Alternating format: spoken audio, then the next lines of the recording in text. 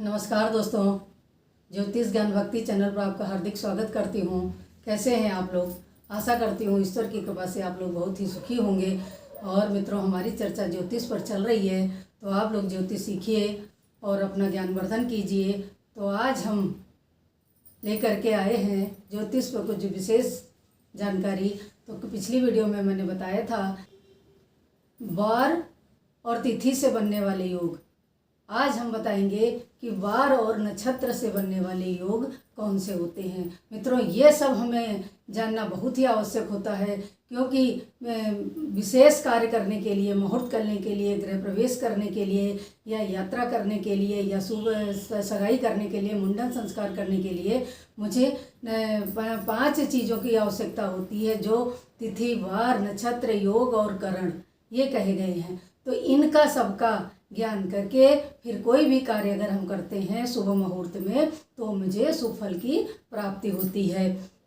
तो मित्रों, हमने बताया आपको कि तिथि वार से बनने वाले योग कैसे बनते हैं।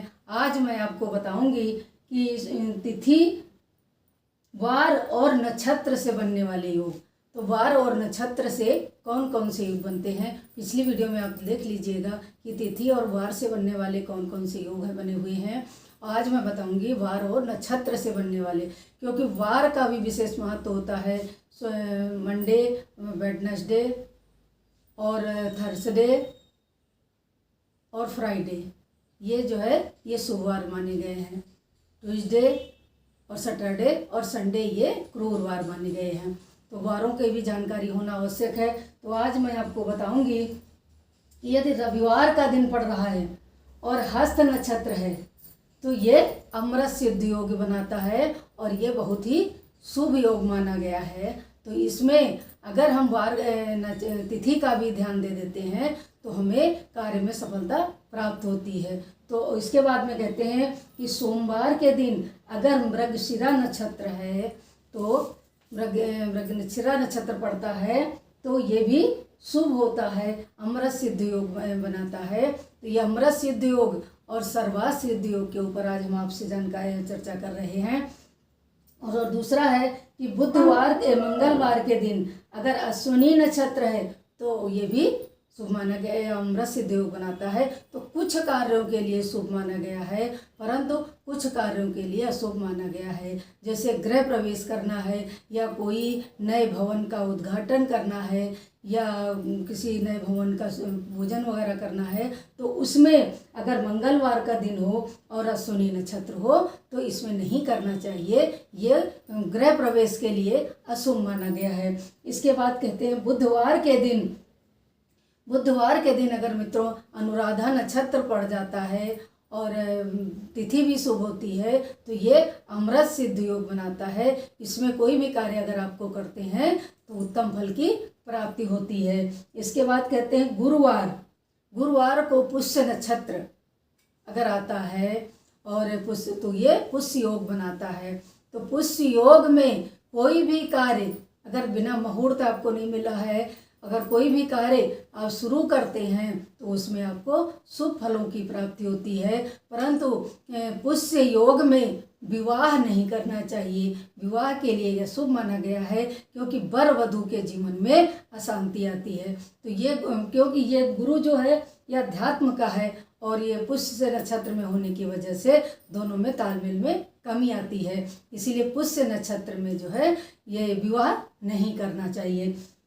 इसके बाद मित्रों, शुक्रवार के दिन अगर रेवती नक्षत्र पड़ जाता है और तिथि भी शुभ होती है, तो ये अमृत सिद्ध योग बनाती है। ये भी शुभ योग माना गया है। इसमें किसी पंडित से कुछ पूछने की आपको आवश्यकता नहीं होती है, सिर्फ मुहूर्त देख लेना है। मुहूर्त भी बहुत सारे ऐसे होते हैं जो अशुभ कहे गए हैं। तो अशुभ मुहूर्त अगर होते हैं, तो वो फिर उस समय के किए हुए फल में कमी कर देते हैं। इसके बाद में मित्रों, शनिवार के दिन अगर रोहिणी नक्षत्र पड़ जाता है, तो ये भी अमृत सिद्ध योग बनाता है। परंतु रोहिणी नक्षत्र शनिवार के दिन पड़ा है, तो कोई लंबी दूरी की यात्रा को त्यागना चाहिए, उसको नहीं करना चाहिए, उसमें ये दिक्कत पैदा करता है। इसके बाद मित्रों कहते हैं कि सर्वार्थ सिद्ध योग ये भी नक्षत्रों के द्वारा ही बनता है। तो नक्षत्रों में हस्त, मूल, उत्तरा फाल्गुनी, उत्तरा आषाढ़ा, उत्तरा भाद्रपद, पुष्य और आश्लेषा, अगर ये नक्षत्र रविवार के दिन पड़ जाते हैं तो ये सर्वार्थ सिद्धि योग बनाते हैं। कुछ योग ऐसे होते हैं जो अमृत सिद्धि योग भी बनाते हैं और सर्वार्थ सिद्धि योग बनाते हैं। इसमें भी बताया गया है कि रविवार के दिन हस्त पड़ता है तो अमृत सिद्धि योग बनता है, और उसमें अगर रविवार के दिन सर्वार्थ सिद्धि योग भी बन जाता है नक्षत्र के हिसाब से। इसके बाद में सोमवार का दिन है और श्रवण नक्षत्र है या रोहिणी नक्षत्र है या मृगशिरा नक्षत्र है या पुष्य नक्षत्र है या अनुराधा नक्षत्र है। सोमवार के दिन इन 5 नक्षत्रों में से यदि कोई नक्षत्र पड़ जाता है तो ये सर्वार्थ सिद्धि योग बनता है। ये भी शुभ माना गया है। कोई भी कार्य करते हैं तो उसमें आपको पूर्ण फल की प्राप्ति होगी। इसके बाद कहते हैं मंगलवार। फिर इसमें मंगलवार को अश्विनी, उत्तरा भाद्रपद, कृतिका और आश्लेषा, अगर ये नक्षत्र आ जाते हैं तो सर्वार्थ सिद्धि योग तो बनता है, परंतु अगर आप गाड़ी ले रहे हैं तो आपके लिए शुभ है, और अगर आप गृह प्रवेश कर रहे हैं तो ये वार शुभ नहीं माना गया है। मंगलवार के दिन अगर अश्विनी नक्षत्र पड़ जाए, आश्लेषा नक्षत्र पड़ जाए तो गृह प्रवेश नहीं करना चाहिए। इसके बाद बुधवार के दिन रोहिणी, अनुराधा, हस्त, कृतिका और मृगशिरा, ये नक्षत्र अगर पड़ जाते हैं और बुधवार का दिन है तो ये शुभ है। इस दिन आप कोई भी कार्य नया शुरू कर सकते हैं। इसके बाद शुक्रवार के दिन कहा गया है, एक गुरुवार के दिन रेवती, अनुराधा, अश्विनी, पुनर्वसु और पुष्य। तो गुरुवार के दिन रेवती, अनुराधा, अश्विनी, पुनर्वसु और पुष्य, ये नक्षत्र शुभ माने गए हैं। ये नक्षत्र अगर वार के दिन पड़ते हैं तो ये सर्वार्थ सिद्धि योग बनाते हैं, जो कुछ कार्यों के लिए शुभ माने गए हैं। जैसे मैंने अभी बताया थोड़ी देर पहले कि पुष्य नक्षत्र में विवाह नहीं करना चाहिए। गुरु पुष्य योग विवाह के लिए शुभ नहीं माना गया है। शास्त्रों में लिखा हुआ है कि गुरु पुष्य योग में विवाह को त्यागना चाहिए। इसके बाद है शुक्रवार।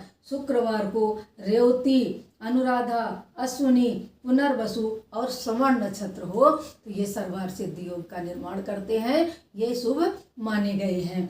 इसके बाद में शनिवार के दिन अगर श्रवण, रोहिणी और स्वाति नक्षत्र पड़ जाता है तो ये भी सर्वार्थ सिद्धि योग बनाता है। तो मित्रों, वैदिक शास्त्र के अनुसार, ज्योतिष के अनुसार जो नक्षत्र शुभ का बताए गए हैं वो मैंने यहाँ पर लिख दिया है, आप उसको पढ़ लीजिएगा, देख लीजिएगा। इसके अलावा आप जानते हैं कि 27 नक्षत्र होते हैं, उनका वर्गीकरण अलग अलग प्रकार से किया गया है। जैसे अश्विनी, भरणी, कृतिका, रोहिणी, मृगशिरा, आर्द्रा, पुनर्वसु, पुष्य, आश्लेषा, मघा, पूर्वाषाढ़ा, उत्तराषाढ़ा, श्रवण, धनिष्ठा, आश्लेषा, मघा, पूर्वा फाल्गुनी, उत्तरा फाल्गुनी, हस्त, चित्रा, स्वाति, विशाखा, अनुराधा, ज्येष्ठा, मूला, पूर्वाषाढ़ा, उत्तराषाढ़ा, श्रवण, धनिष्ठा, शतभिषा, पूर्वा भाद्रपद, उत्तरा भाद्रपद और रेवती, ये 27 नक्षत्र कहा गया है, माने गए हैं। और 22वें नक्षत्र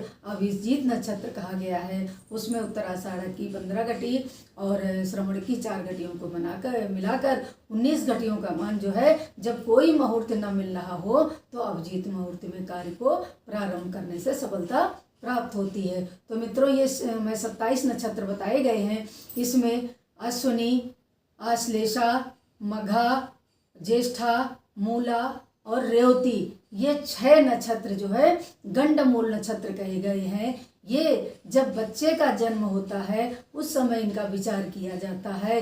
यदि किसी बच्चे का जन्म इन 6 नक्षत्रों के बीच में पड़ता है, किसी भी नक्षत्र में पड़ता है, तो उसको 27वें दिन मूल शांति कराना आवश्यक हो जाता है, क्योंकि ये नक्षत्र में जन्मा व्यक्ति या बालक जीवन भर कठिनाइयाँ और सफलताओं को प्राप्त करता है, संघर्ष करता रहता है, उसके जीवन में बहुत ही कठिनाइयाँ आती हैं। इसलिए इस मुहूर्त को विचार करके, इन नक्षत्रों का विचार करके और 27वें दिन मूल शांति अवश्य करा लेनी चाहिए। कहते हैं कि कुछ गंडमूल जो होते हैं वो 3 प्रकार के बताए गए हैं, एक दिवागंड, एक साधनगंड और एक रात्रिगंड।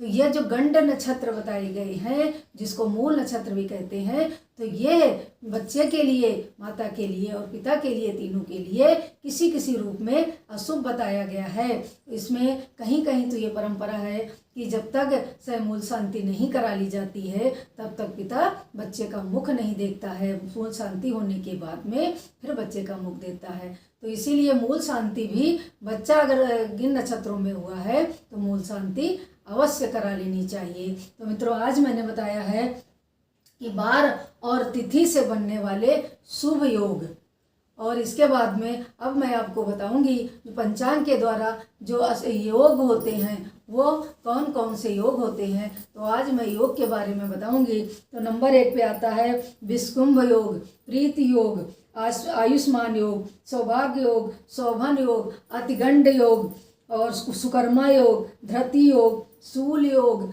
गंड योग, वृद्धि योग, ध्रुव योग, व्याघात योग, हर्षण योग, वज्र योग, सिद्ध योग, व्यतिपात योग, बरियान योग, परिधि योग, शिव योग, सिद्ध योग, साध्य योग, शुभ योग, शुक्ल योग, ब्रह्म योग, इंद्र योग और वैधृति योग। तो मित्रों, ये भी सूर्य और चंद्रमा की भोगांशों के पर आधारित है और योग भी 27 होते हैं। तो ये 27 योगों को, इसमें से कुछ योग जो है वो अशुभ बताए गए हैं। तो वो भी जान लीजिए कि विष्कुंभ योग, अतिगंड योग, शूल योग, गंड योग, व्याघात योग, वज्र योग, व्यतिपात योग, परिध योग और वैधृति योग, ये जो योग हैं ये अशुभ बताए गए हैं। और तिथिवार अगर शुभ होता है, नक्षत्र भी शुभ होता है, तो थोड़ा सा इधर उधर मुहूर्त करे टाइम निकाल करके और इस मुहूर्त को भी, योगों को भी शुभ किया जा सकता है।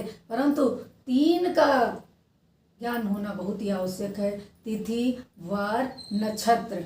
इसके बाद आता है चौथे नंबर पर योग और इसके बाद करण आता है। तो करण में कुछ करण ऐसे होते हैं, 7 करण चर होते हैं और 4 करण स्थिर होते हैं। जो स्थिर करण होते हैं वो आता है कृतिधुन और विष्टि, नाग और चतुष्पद, शकुनी।